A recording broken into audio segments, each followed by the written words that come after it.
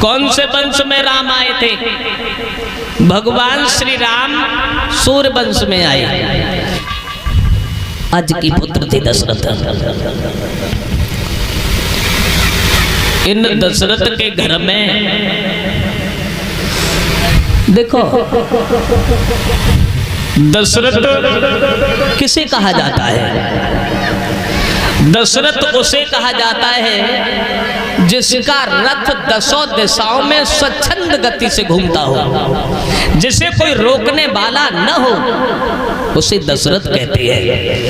एक विद्वान ये कहता है दशरथ उसे भी कहा जाता है जिसने अपनी दसों इंद्रियों पर, दसहु इंद्रियों पर जो विजय पा लेता है उसे दशरथ कहा जाता है। ये दशरथ अयोध्या के रहने वाले थे। इन दशरथ के घर में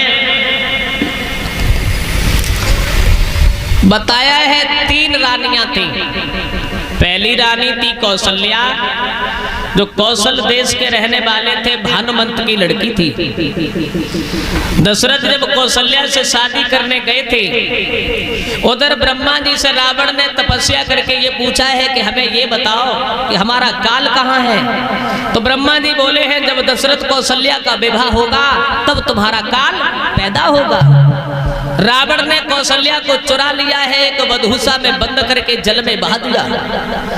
विभंडक महात्मा जल में स्नान कर रहे थे, उन्होंने, महात्मा जी ने उन्हें जल से निकाल लिया, कौशल्या को बचा लिया। इधर भानुमंत ने देखा कि हमारी लड़की की चोरी हो गई, बारात द्वार पे आई है, बड़ी बदनामी होगी। तो भानुमंत के मित्र थे, उनकी लड़की का नाम था सुमित्रा। सुमित्रा से दशरथ का विवाह करवा दिया। पहले बारात ठहरा करती थी, बहुत दिन लगे जाते बारात रुकने में। दशरथ की बारात वहां ठहरी हुई थी। सवेरे सवेरे दशरथ घूमने गए हैं, विभंडक महात्मा के आश्रम पे कौशल्या मिल गई। दशरथ ने मंत्री से कहा है कौशल्या से हमारी शादी करवाओ। तो मंत्री ने विभंडक महात्मा के आश्रम पे कौशल्या से भामरे डलवा दी। उधर रावण के घर में वैमाता बैठी हुई थी, सो वही लंका में बैठ के गीत गाने लगी। रावण ने पूछ ली कि यहाँ क्या हो रहा है? भाई किसी की शादी तो हो नहीं रही, काहे को गीत गा रही हो? जवाब दिया वन में दशरथ कौशल्या की शादी हो रही है, वहां पर कोई भामरे गाने वाला नहीं है, इसलिए हम भामरे गा रहे। अब रावण भागा जल्दी जल्दी, और जब भागा है तब तक 6 भामरे पड़ गई थी, 7वीं का नंबर था। दशरथ ने देखा है रावण आ रहा है, 7वीं भामर पे दशरथ ने एक चाल चली, कौशल्या को 7वीं भामर पे आगे कर दिया और दशरथ पीछे हो गए। रावण ने देखा कि दशरथ तुम बड़े क्षत्रिय होकर के और पत्नी के पीछे छुप रहे हो, अब हम तुमसे युद्ध नहीं करेंगे। रावण तो चला गया। तब से अपने हिंदुओं में एक परंपरा बन गई, जब से 6 भामरे पत्ती हैं तब तक लड़की पीछे रहती है, और जो 7 भामरे पत्ते सोई लड़की आगे कर ली। ये 2 लड़कियां थी, 2 पत्नियां हुई। तीसरी पत्नी थी कैकई। कैकई कश्मीर के राजा अश्वपति की लड़की थी। अश्वपति के घर में जब दशरथ शादी करने को गए, तब दशरथ जब शादी करने को गए हैं, देखो ये कैकई पूर्व जन्म में कौन थी? आनंद रामायण का प्रमाण है कैकई पूर्व जन्म में एक ब्राह्मणी थी, ब्राह्मणी, और भिक्षु नाम के ब्राह्मण से इसका विवाह हुआ था। इस कैकई का पूर्व जन्म में नाम था कलहा, जो अपने पति से लड़ती रहती थी, कलह करती रहती थी, झगड़ती रहती थी, लड़ाई करती थी। क्षमा करें, उस नारी का परलोक बिगड़ जाता है जो अपने पति को धोखा देती है, पति से लड़ती है, झगड़ती है। हमारे गांव में एक महात्मा जी गीत गा रहे थे, पंडित जी गीत गा रहे थे,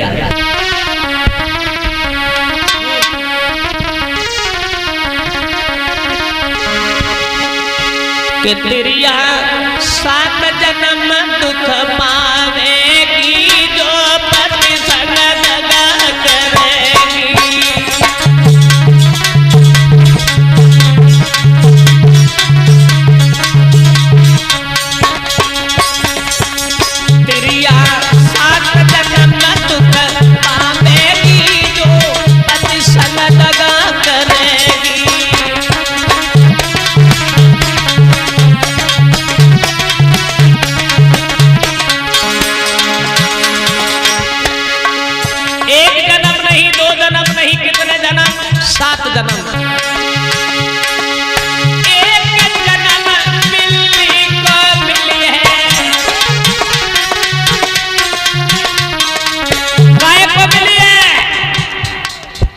बिल्ली को।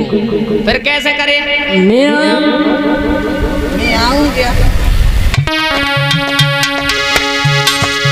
एक जन्म बिल्ली को मिले हैं,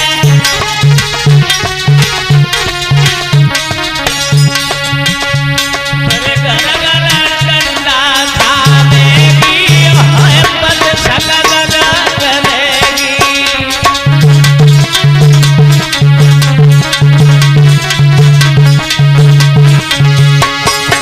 प्रिया सात जन्म थामेगी, जो पद सगन करेगी।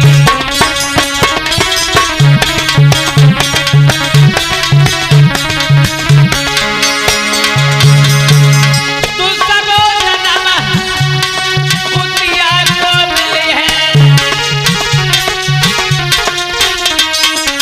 काय को मिली है? कुतिया को। फिर कैसे करे?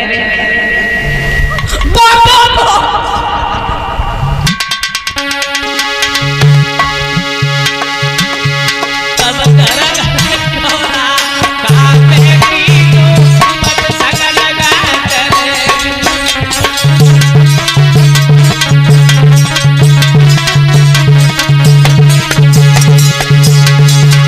प्रिया सात जन्म थामेगी, जो पद सगन करेगी।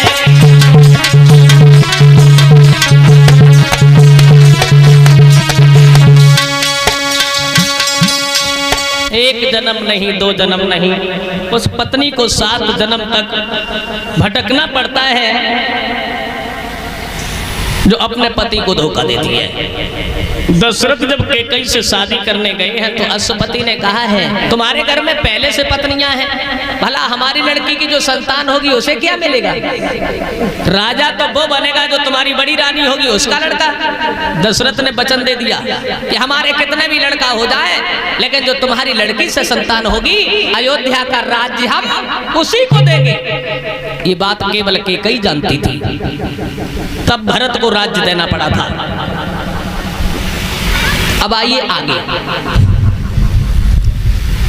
ये दशरथ की 3 पटरानियां थी, लेकिन जगदीश आनंद जी ने जगदीश रामायण में लिखा है, जो डिस्ट्रिक्ट शाहजहांपुर के रहने वाले थे जगदीश आनंद जी, जिन्होंने यदुवंश दर्पण की रचना की है, उन जगदीश आनंद जी ने लिखा है जगदीश रामायण में कि दशरथ के 3 नहीं बल्कि 760 नारियां थी। दशरथ के घर में 3 नहीं बल्कि 760 नारियां थी। पृष्ठ नंबर 1 से 2 पर लिखा है जगदीश रामायण में। इन 3 रानियों का दर्जा पटरानियों में गिना जाता था। दशरथ के घर में एक लड़की और थी, जगदीश रामायण का प्रमाण है। एक लड़की और थी दशरथ के घर में, उस लड़की का नाम था शांता। जरा ध्यान दें, शांता नाम की लड़की थी और उस लड़की को राजा रोमपाद ने गोद ले लिया था। उस लड़की का विवाह श्रृंगी ऋषि के साथ में हुआ था। ये श्रृंगी ऋषि राम के एक रिश्ता में बहनों ही लगती थी। उसके बाद दशरथ के घर में कोई संतान नहीं हुई, और जब संतान नहीं हुई तो दशरथ दुखी हो गए। और ध्यान रखना, जैसा मैंने कल कहा था, दुनिया में कोई सुखी तो है ही नहीं। कोई हितकारी से दुखी है, कोई व्यवहारी से, कोई परिवारी से, तो कोई रिश्तेदारी से, कोई घरवारी से, तो कोई सारी, सुखी कोई नहीं। हमारे पूजनीय गुरुदेव जी एक गीत गाया करते थे। उन्होंने लिखा है इस दुनिया में कोई सुखी नहीं है। किसी के पास भोजन है तो भूख नहीं है, और किसी के पास भूख है तो भोजन नहीं है। किसी के पास बिस्तर है तो नींद नहीं है, और किसी के पास नींद है तो बिस्तर नहीं है। संसार में कोई न सुखी है, अरे किसी न किसी बात से हर कोई दुखी है। किसी न किसी बात से हर कोई दुखी है।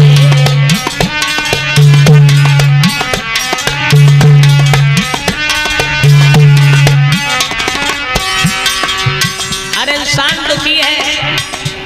कोई दुखी संतान को, कोई संतान से। अच्छा, कोई दुखी सम्मान को, कोई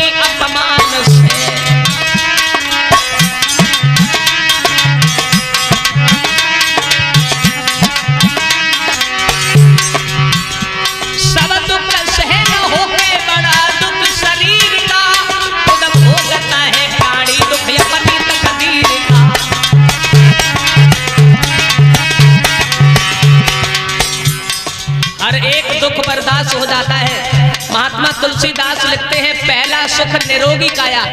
इंसान के पास धन दौलत हो या न हो, जिसका शरीर स्वस्थ है, दुनिया में सबसे बड़ा वो पैसे वाला माना जाता है, सबसे बड़ा सुखी माना जाता है।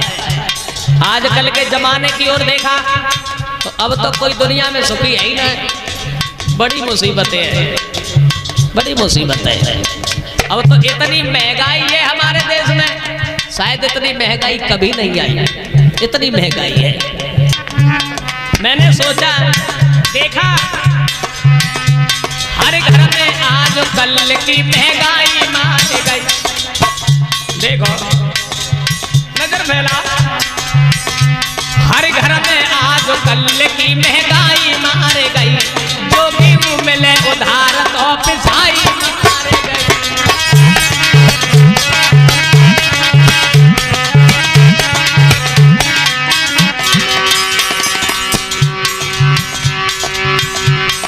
कर्मचारी लोगन की सफाई मार गई।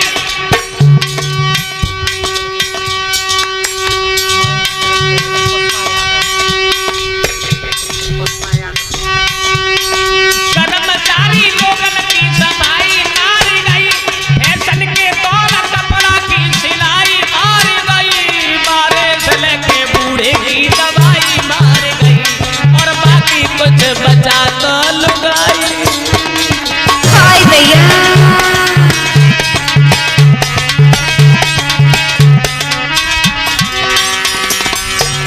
जरा ध्यान दें, हर घर में आज कल की महंगाई मार गई। जो गेहूं मिले उधार तो पिसाई मार गई। हाय कर्मचारी लोगन की सफाई मार गई। बारे से लेके बूढ़े की दवाई मार गई। फैशन के दौर कपड़ा की सिलाई मार गई, और बाकी कुछ बचा तो लुगाई।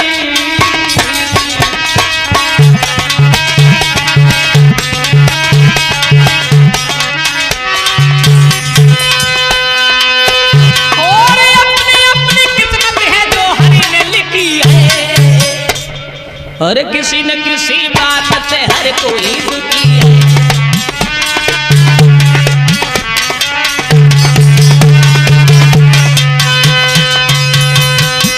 किसी न किसी बात से हर कोई दुखी है। हर आदमी दुखी है, कोई दुनिया में सुखी नहीं है। ये पुष्पों का हार पहना के सम्मानित कर रही हैं। पुष्पों का हार पहनाया है हमें, और पीताम्बर डाल के सम्मानित कर रही है। 501 रुपया भेजवाए हैं हमारे करीब में, जिनके यहाँ ये कथा का आयोजन चल रहा है। श्रीमती पुष्पा देवी जी की तरफ से ये 501 रुपया हमारे करीब आए हैं। भगवान धन दौलत से भंडार भरता रहे, समाज में सम्मान मिलता रहे, घर में सदैव सुख शांति बनी रहे, यही हमारी बांके बिहारी से आशा और आकांक्षा है। परीक्षित को के दशरथ दुखी हो गए।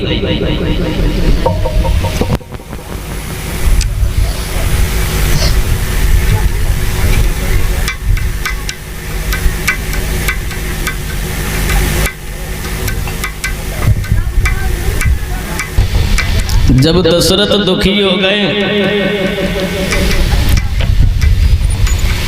एक बार दशरथ को दुख हुआ।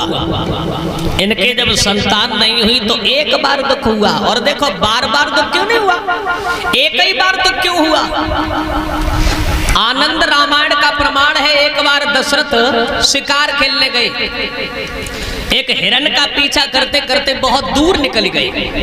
उस हिरण के दशरथ बाण मारते हैं, वो हिरण बच जाता है। अंत में वो हिरण मनुष्य की भाषा में बोलने लगा और दशरथ से कहा, सुनो दशरथ, तुम हमें मार नहीं पाओगे। बोले क्यों नहीं मार पाएंगे भैया। तो हिरण ने दशरथ से कहा था कि हमें एक वरदान मिला है। क्या? कि जिन राजा के सुतनाए होई, उनसे मेरो बधनाए होई।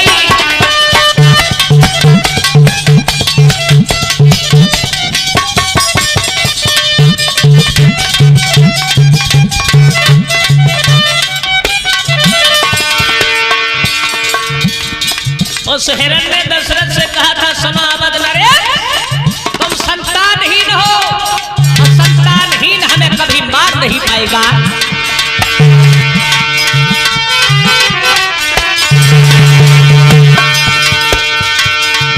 अरे बिन राजा के पुत्र नहीं होई, उनसे मेरो कथा नहीं होई।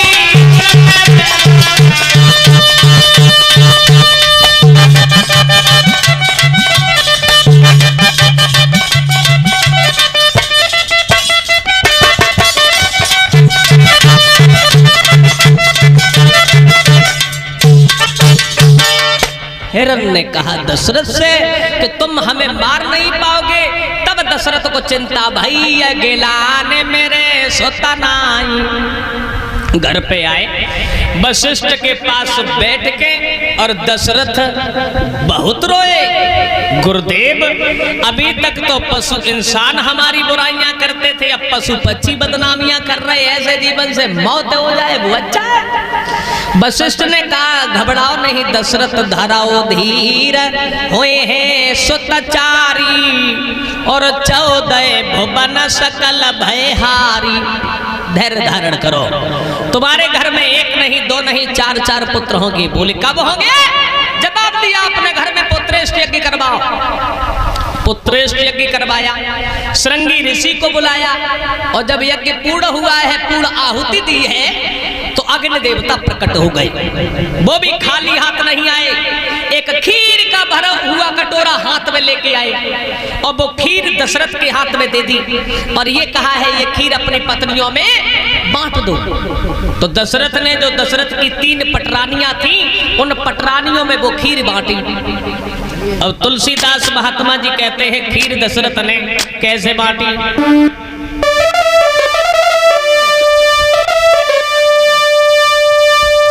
खीर दशरथ ने कैसे बांटी अपनी पत्नियों में? ऐसे बांटी दशरथ ने खीर। कैसे?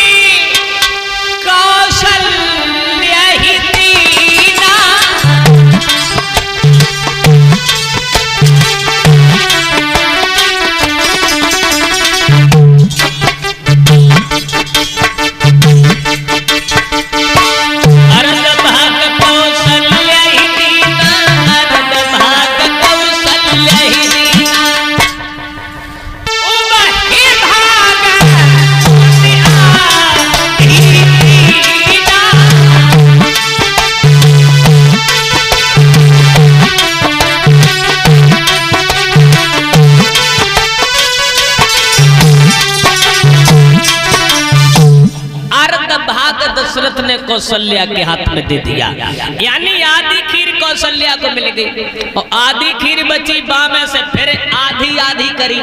ओ भय भाग पुण्य आधी कीना, आधी खीर कौशल्या को दे दी और आधी खीर में से फिर पुनः आधी आधी करी, केकई और सुमित्रा के हाथ में दे दी। कौशल्या सोचने लगी, हम तो सबसे बड़ी हैं और खीर हमें सबसे ही ज्यादा मिल गई, नहीं सुमित्रा को दे। तो देखिए कौशल्या ने अपनी खीर में से आधी खीर लेके और सुमित्रा के हाथ में दे दी। अब सुमित्रा के पास कितने भाग हो गए? 2। पहले भी सुमित्रा को खीर मिल गई थी और कौशल्या ने भी खीर दे दी। और जब खीर खाई है तीनों रानियों ने, तो कौशल्या से 1 पुत्र हुआ, केकई से 1 लड़का हुआ, लेकिन सुमित्रा से 2 पुत्र हुए। खीर खाने के बाद जब तकदीर बदल गई, बताया है महात्मा तुलसीदास ने, जब दशरथ के घर में भगवान राम का जन्म हुआ था, वो समय कौन सा था, कौन सा महीना, कौन सी तिथि? तुलसीदास महात्मा जी दर्शाते हैं रामचरितमानस में कि जब भगवान का अवतार हुआ था, तब कब भगवान आए? तो तुलसीदास महात्मा जी कहते हैं कि नवमी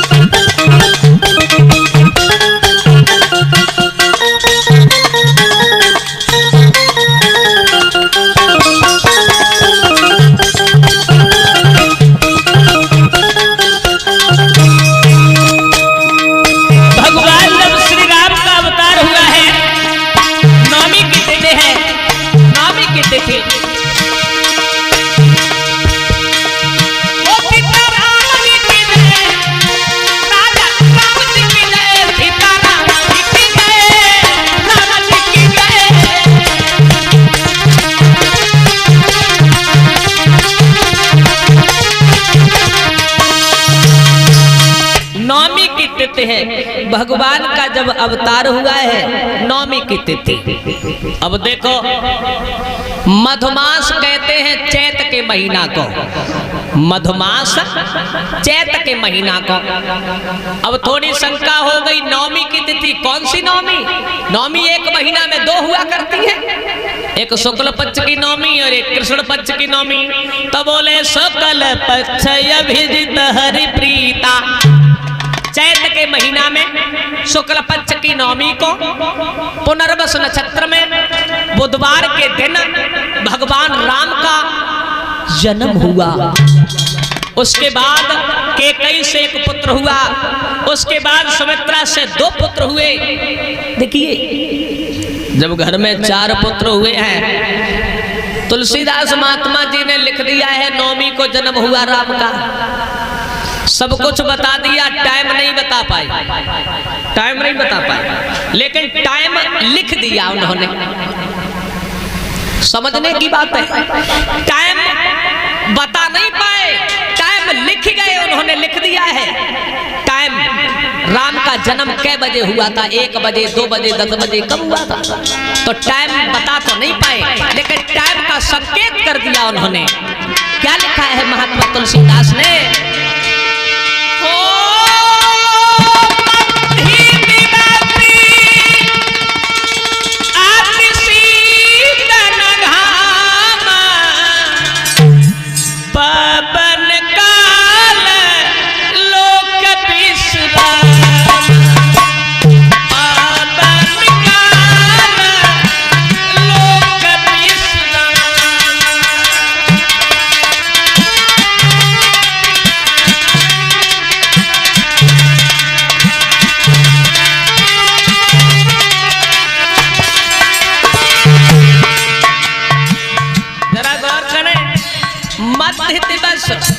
मध्य माने बीच में और दिवस माने दिन।